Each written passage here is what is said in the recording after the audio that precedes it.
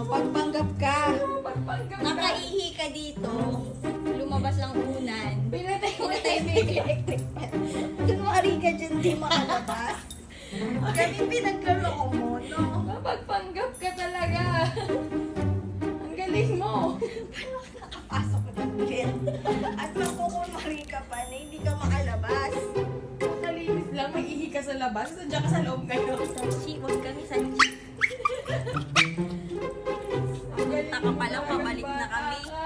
Nagpuin mo yun, nasasabi ko na yun. Sachi, labas, sige. Makita mo kung paano ka lumabas. Yan.